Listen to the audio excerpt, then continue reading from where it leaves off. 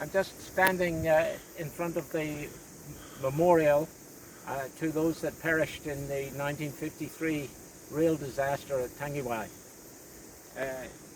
On the plinth here you will see all the names of all those who died, and one of my former students actually at Victoria University, who was a retired surgeon, had his first medical practice for an emergency linked to the Tangiwai disaster. And so you'll see here that this was erected a number of years ago, 1989, in memory of those who died. Around this area there are also a few other relics of about the disaster. I thought there is the engine plate from the train somewhere, and we'll maybe be able to find that.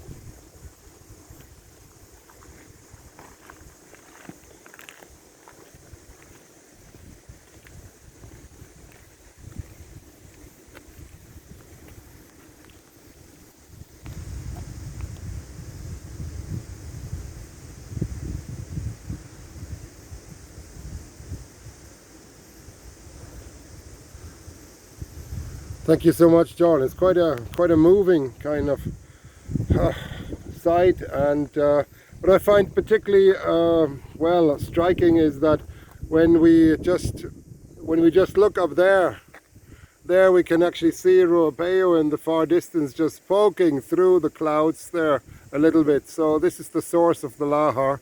This is where the Credo lake water comes from, and yeah, and then we have this side here. So how far is Ruapehu away from here, John? It's about 25 to 30 kilometers. Okay. As the river goes. Yeah. So and what's over there? These are the engine plates from the express train. And notice the time on it. Time stopped this day at 10:21 p.m., 24th of December, Christmas Eve, 1953. Now, the significance of that was it was a very wet and windy night, and apparently one of the local people here tried to stop the train up the track by waving a flag at them, but the train driver couldn't see him because of the heavy rain and how late at night it was.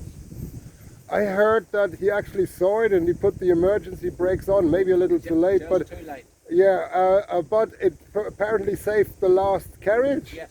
Because otherwise the whole train would have plunged into the abyss, yes, and this guy actually basically saved the lives of the people in the last carriage, because 4 went down, the 5th went down eventually, and then there was one, I think, that didn't. Is that right? Or that's right. Yeah. so this guy, this local person, was actually a hero in the sense that he saved some people from certain death in that disaster. Yeah.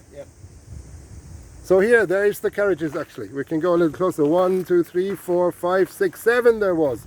So and 5 went down. So here we see. This is very interesting.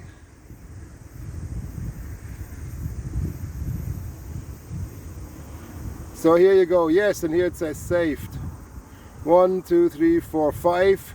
And there was a lot more, it seems. And the others were saved. Okay, and these were lost.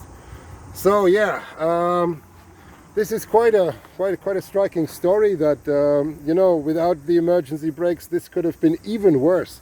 And just over there there's a few old photos. Should we have a look? Yeah.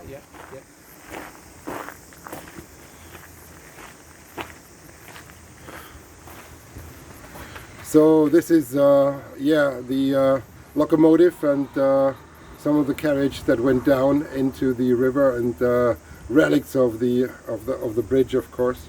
And this is how the carriages were distributed after the disaster. So this is the bridge, and the carriages were partly ran into the other side of the river, into the river bank, and then some of it was washed down. Some carriages were washed down the river, and there they were found in various disarray. So here's some more images here This is resting against the bridge girder, it says here. The first carriage lies on its side 80 meters below the rail bridge. And here you go. And here's another one. Oh dear, they're trying to kind of, you know, dig it out here. Some men trying to salvage what is to salvage here. And this is from, this photo took part of the first carriage. So, and then yeah, here's the original plate of the train. It's marked here with a slightly colored circle. So, whoa, quite some emotional images here. And yeah, here's another one.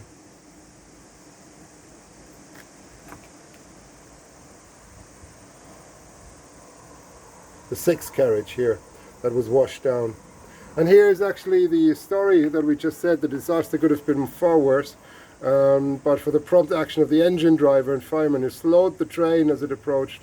So, here's the train guard, William Inglis, left, was awarded the British Empire Medal for his bravery in entering the sixth carriage before he fell off the bridge. Whoa! So there's a lot of local stories and details there.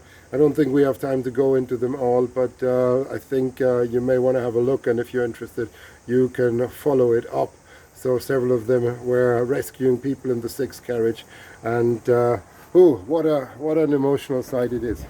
Now, John, what's the story? Can this happen again? I mean, do we have any Lahar warnings these days? The scenario was actually repeated in during the 96 eruptions of Ruapehu, but that particular event wasn't significant enough to take away a bridge. Okay. So it wasn't as large an event as the event that destroyed the road bridge in 1953. I think nowadays there is early warning systems high up on the mountains, so at least telling us that the Lahars are coming. Oh, yeah. You can't stop them, but you can actually warn things, and then you have more preparation time, stopping trains in time rather than letting them run their course. But in the 50s this was obviously a little different. There is a very extensive Lahar warning system on the Tangiwai River valley as it comes to the Tangiwai Gorge. As it descends out of Ruapehu. It's a very, very steep gorge, and it's in those days the upper part of Ruapehu was icebound. It was ice covered, whereas these days there no longer are permanent ski field or snowfields in the highest parts of the volcano, or at most they are very small. So with advancing global warming, the risk for these Lahars should actually diminish.